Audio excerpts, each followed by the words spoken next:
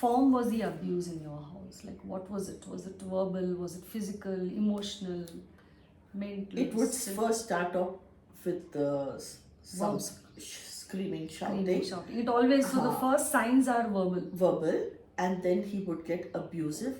He would give me bad, dirty words, dirty language. he would use for me, and when I would protest, then he would abuse my parents. And my parents in the filthiest possible language. You can hear it for yourself, but you can't hear it for your parents. Correct. You just can't. And slowly it became physical. Yes, so as I said, it was increasing in frequency and intensity. So you lived in a constant fear in the house, Yes, right? When yes. things would go bad. Yes. Were you would have measured every word you spoke? I was just not myself. I was like a zombie who was just living through life. I was just not myself. Because left to myself, I'm a very happy, gregarious, fun-loving person. Of course. Okay, and I can get along with any age group. You put a young kid with me, I'll get along with that kid. You put a very old person next to me and I'll have a good conversation to make with that person. So I'm a very happy, fun-loving person, and this is the only person I was not getting along with. But did he take care of you? All your basic needs were Yes. met in terms Yes, he took of care. money, your clothes, your khana, and He all took that. care of me. He was a good provider, but again, not without some nastiness thrown in. Whenever it suited him. So it was like that. So if you can just keep overlooking his nasty part and just keep accepting the good parts, you may be able to pull along for some time. But the intensity was becoming so bad, slowly, that ultimately it reached barbaric levels. And as you know, that I have spoken to you about it earlier also, that he, in the last episode, which happened in 2008, he has bitten me with his teeth on my cheek and on my arm, and it has left a permanent mark in me, because my arm still aches from here. I cannot hang a handbag here, because when it rubs against the arm starts hurting.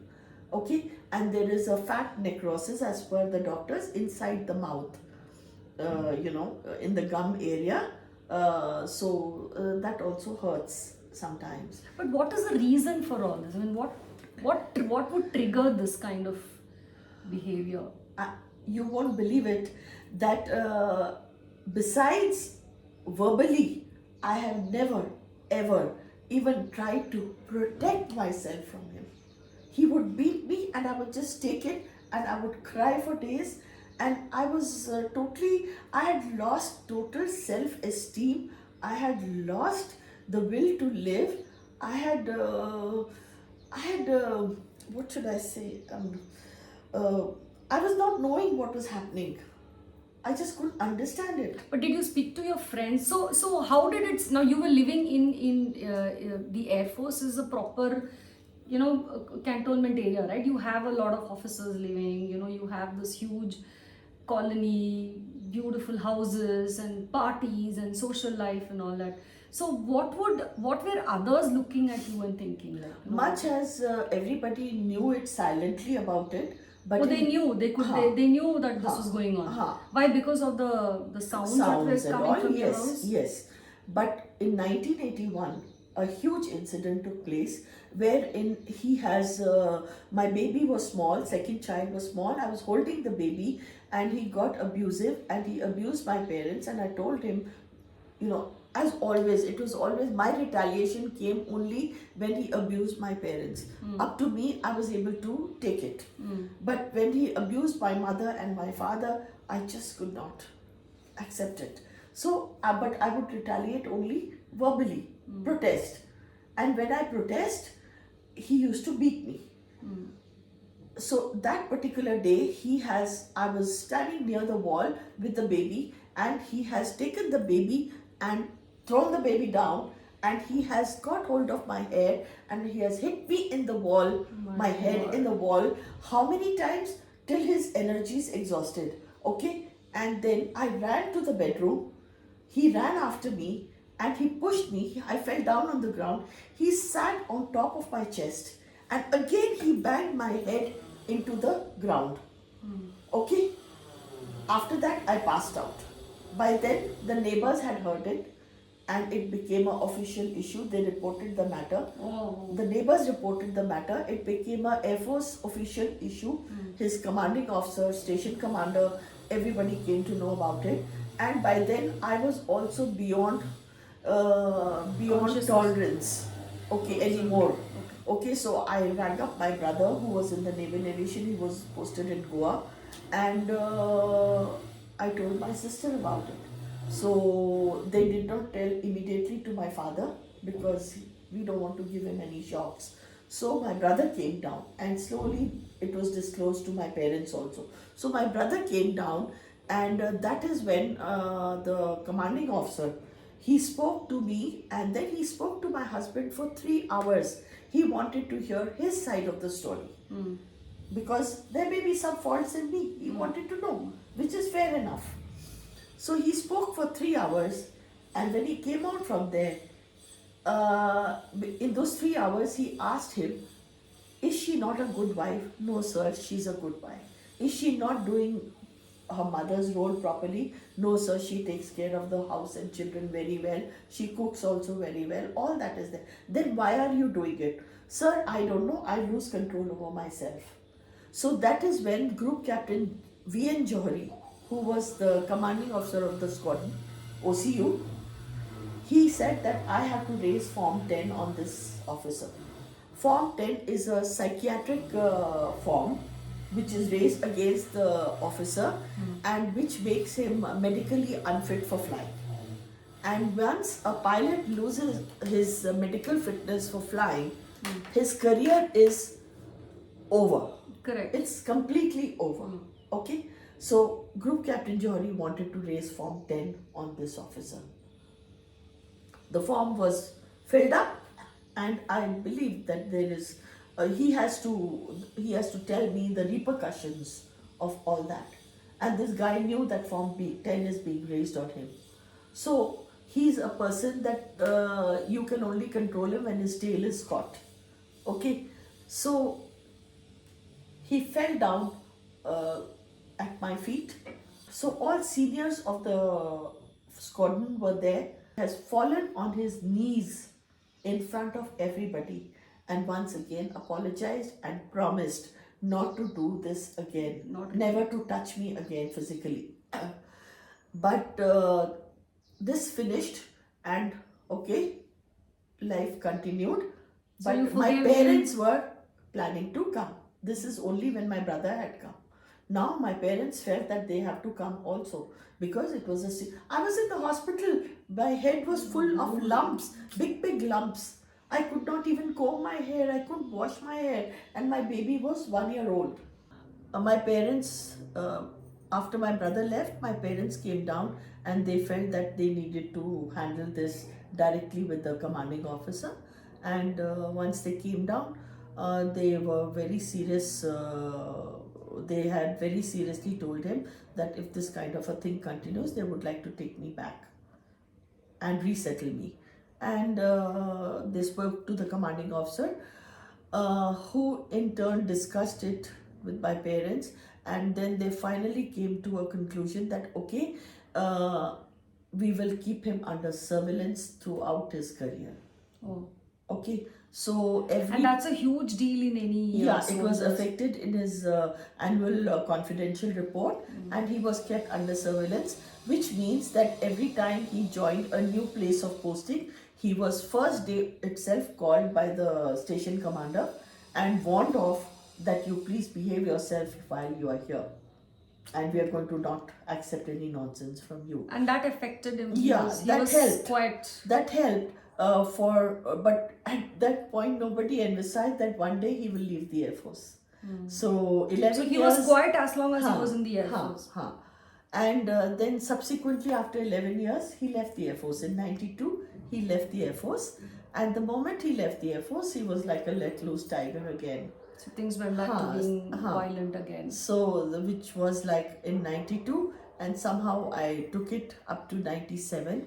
And 97 again, I went in for a separation from him. Whatever the terms and conditions were there, drafted out by the lawyer, and both of us signed and consented to do it. And he left home because his home is mine, and he left home and went away. My son was with me, and daughter was in the boarding school. She was in the college in Chennai. And 1 year we managed to live like this, and after 1 year he came to this house of mine late at night, 11:30, and sort of created an emergency that he has nowhere to go, no place to stay. And he was talking to my son, and he put my son behind me, and there was a lot of emotional blackmail kind of a thing with me, and I just did not know how to maintain my stand of not letting him into that house, because he's not supposed to come into that house as per the separation deed. But my son was crying. He was 16-year-old boy, and he was crying, "Why can't Papa come and stay the night here? Just one night, Mom." And finally I succumbed. And you moved in again. Yes, that was the turning point again. And he again sort of pressurized me through children, and promised never ever to touch me again. And we got back together. And Did he keep that promise? No.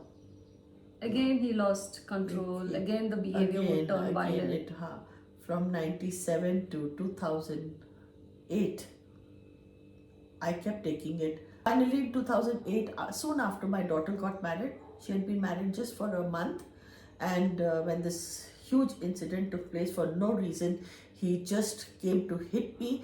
But on that particular day, at least I gathered that much of courage to try to push him away from myself, but least realizing that the pushing is going to trigger off even more aggression.